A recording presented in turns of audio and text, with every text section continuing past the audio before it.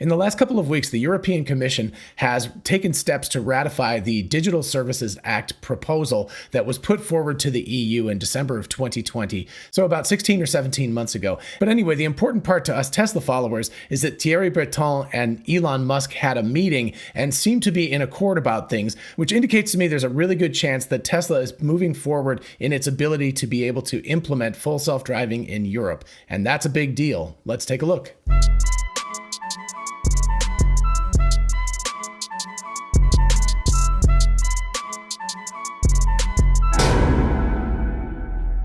And for those of you interested in investing, check out WeBull, an amazing platform for buying and selling stocks, and now cryptocurrencies like Bitcoin, Dogecoin, and others.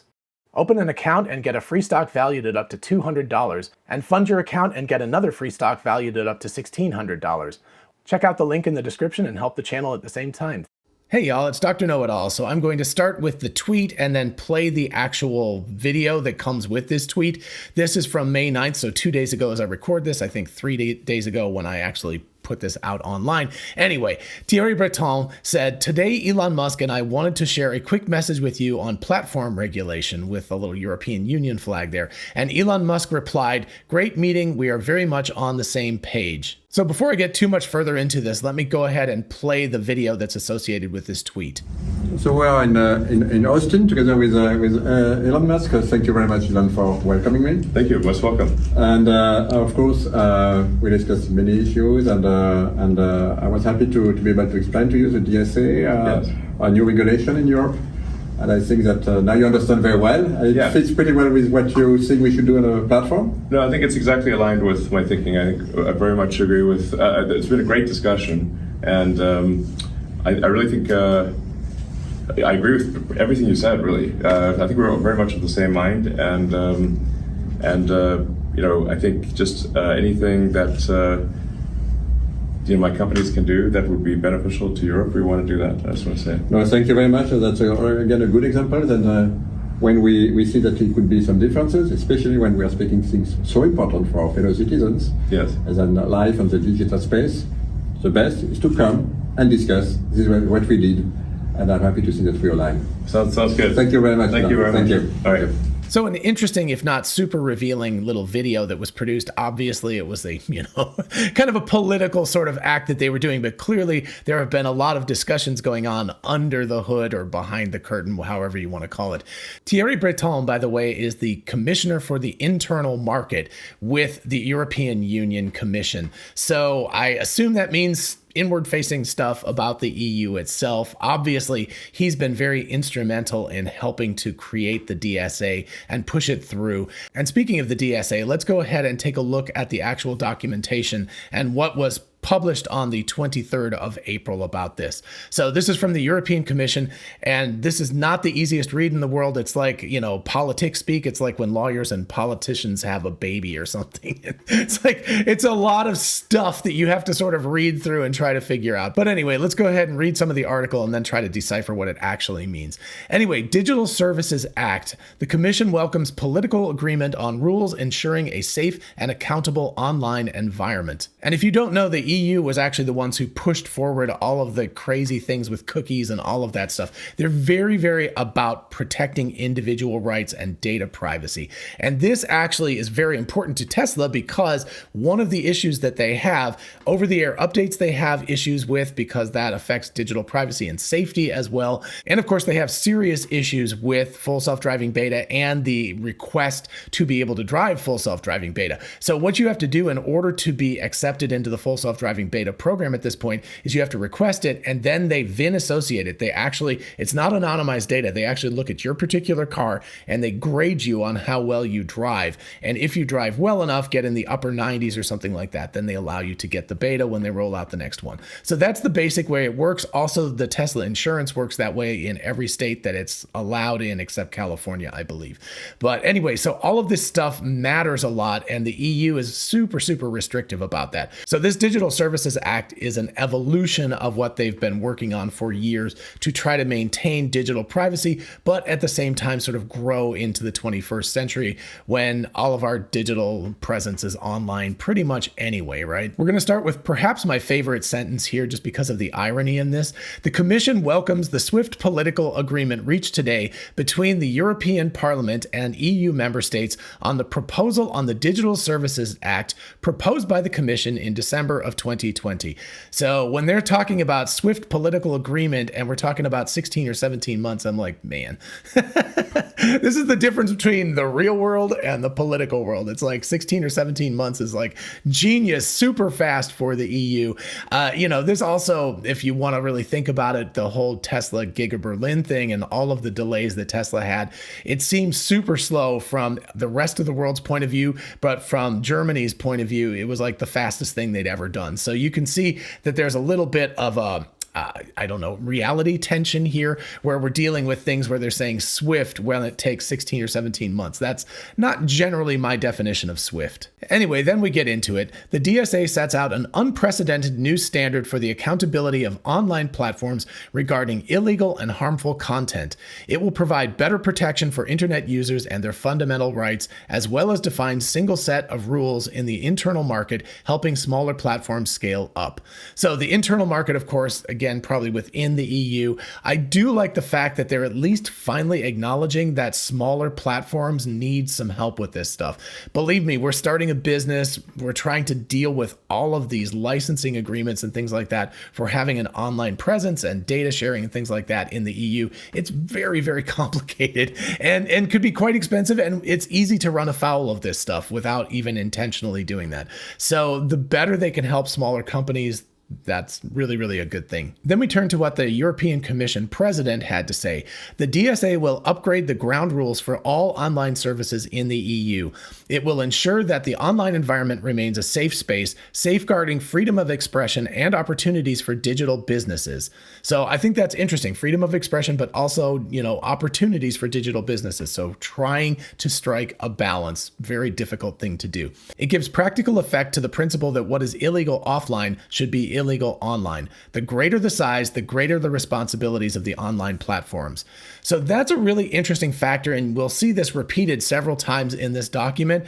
The bigger the size of the company, the more its responsibilities are. So it's basically like saying, there's these tiny little players with, 5 or 10 people working for a company. They're doing the best they can. They just may not have the resources to make this work. But when you get a big company like Google, and they're not called out by name, but they're definitely called out later in this document, that they have much more responsibility because they're a very large entity. Then we turn to the word of the vice president, who says, platforms should be transparent about their content moderation decisions. So that's interesting. Twitter, for example, and Elon Musk have been in a whole thing about transparency.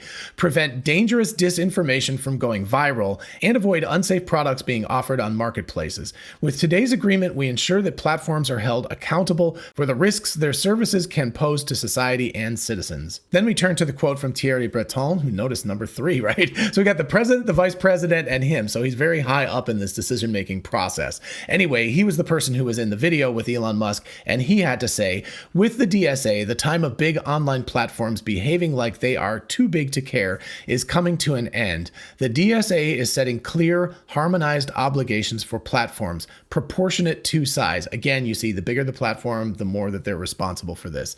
Impact and risk.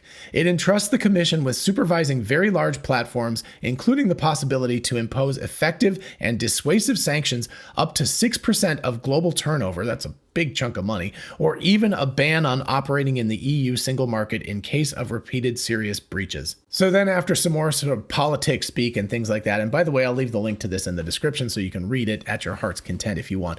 We turn to who is going to be affected by this. Intermediary services offering network infrastructure, internet access providers, domain name registrars, etc. Hosting services such as cloud computing and web hosting services. Very large online search engines, I'm looking at you, Google, with more than 10% of the 450 million consumers in the EU, and therefore more responsibility in curbing illegal content online. Online platforms bringing together sellers and consumers, such as online marketplaces, app stores, collaborative economy platforms, and social media platforms. And very large online platforms with a reach of more than 10% of the 450 million consumers in the EU, which could pose particular risks in the dissemination of illegal content and societal harms. So clearly this has a lot to do with Elon Musk and Twitter, but it also has to do with Elon Musk and full self-driving. It was, of course, very important that Breton was in the Gigafactory, Texas. That's not an accident, you know. So it's not just things like Elon potentially buying Twitter in the future. It's about Tesla and about the practicality of full self-driving and all of the digital doubling and things like that that happen between the physical car and the cloud and people driving and their data being transferred back and forth, a bunch of things like that. There's a lot of stuff going on that has to do with Tesla for sure in this instance. Then we turn to actual concrete steps, which is always nice to see in a political agreement.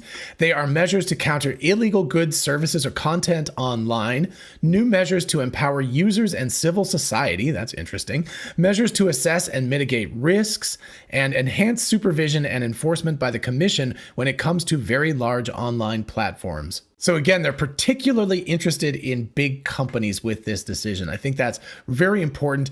Currently, I don't know where Tesla falls in that because they don't really have 10% of the EU at this point that drive a Tesla vehicle, but that could happen relatively soon. So, you know, it could happen in the next 3 or 4 years. So obviously Tesla should be interested in this. And obviously Twitter will be very interested in this because they do have a very large presence in Europe as well as the United States. My guess in this group of things is that the most important thing for Tesla is actually the measures to assess and mitigate risks, right? Because they're not a search engine or something in terms of full self-driving and data sharing, but there are risks associated with sharing data back and forth with Tesla. So obligations for very large platforms and very large online search engines to take risk-based action to prevent the misuse of their systems and undergo independent audits of their risk management systems. This will definitely affect Tesla.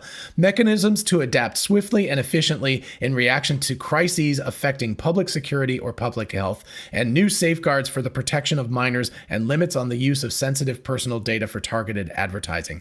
That last is probably not going to be as important for Tesla, although there are minors who drive vehicles, right? Because you can start driving a vehicle at 16 or 17 years old, depending on where you are in the world, but you're not considered an adult until you're 18. So there would be extra special stuff going on with minors in particular as they drive vehicles. And then before I get back to the risk mitigation, let me just point out the fact that this is pretty much a done deal. The council is now subject to the formal approval by the two co-legislators. Once adopted, the DSA will be directly applicable across the EU and will apply 15 months or from January 1st, 2024, whichever is later, after entry into force. As regards the very large online platforms and very large online service engines, the DSA will apply from an earlier date, that is 4 months after their designation. So anyway, this could have an effect on large companies very, very rapidly. And for the rest of us, January 1st of 2024 is the likely date. Anyway, back to the risk mitigation factors. Remember that Tesla is sharing data back and forth and they're doing over-the-air updates, which the EU has taken a very, very sidelong glance at. They're not happy about that right now. It seems like that Elon and Thierry and possibly a bunch of other people have been discussing how to make this more, let's say, kosher in the EU, how they can do over-the-air updates and stuff. And it sounds like what they're going to have to do is they're going to have to do independent audits of their risk management systems, and they're going to have in place explicit ways of adapting and efficiently reacting to crises that come up. I think about that 10.3.0, I believe it was, full self-driving beta that caused a whole bunch of problems. That actually was the very first one that I got, and I was like, wow, this is not working great at all. But you know, Tesla was able to react to that and push out an update in 24 hours. So I think that would count as fairly swift and efficient, but it sounds like what they're going to have to do is be explicit about what mechanisms they'll have. So again, I believe that Tesla probably has all of this stuff in place, but the EU is going to require them to be much more explicit about it. All of this in the end, I know it's a lot of politics speak and stuff, but in the end, this is all really, really positive news for Tesla. Pushing this forward and having an evolution of the way that the EU deals with data privacy and over-the-air updates and things like that implicitly is absolutely huge for Tesla's ability to function and improve, and for full self-driving beta to be able to come to Europe, which I believe Elon Musk is still saying hopefully by the end of 2022. So that is really good news. Hopefully this will go through, there won't be any problems, and Tesla will actually find it a little bit more smooth sailing in the EU to not only do over-the-air updates, but also introduce full self-driving beta. So we can keep our fingers crossed. All right, I hope you enjoyed this episode and found it fun and interesting and thought-provoking. If you did, please do like it so other people can find it, and also consider subscribing for more of this kind of content. As always, a huge shout out to my patrons on Patreon. Thank you all so much for your support. In particular, Claudia again. She was the one who pointed me to this particular article. I had seen the tweet, I'd seen the video, but I hadn't read the article yet. So thank you so much, and thank you to everyone on Discord for keeping up with all of this stuff and more. I've got a couple more videos planned based on conversations that we're having right now, so stay tuned for that. And of course, check out the link in the description if you want to join the team. And if you're interested in a whole bunch of really cool merch, check out our merch store. Link is in the description. We have TeslaBot t-shirts, the Tesla meme t-shirt, Success is a Possible Outcome, 4680 battery cells. All of that stuff is on t-shirts, mugs, tumblers, and on. So check it out. And for those of you interested in investing, check out WeBull, an amazing platform for buying and selling stocks, and now cryptocurrencies like Bitcoin, Dogecoin, and others. Open an account and get a free stock valued at up to $200, and fund your account and get another free stock valued at up to $1,600. Check out the link in the description and help the channel at the same time. Thank you. And finally, don't forget we are both Tesla and Amazon affiliates. If you look in the description, you can see how going shopping for a solar roof, a Powerwall, or anything on Amazon helps out the channel. In the meantime, I'll see you in the next one. Bye-bye.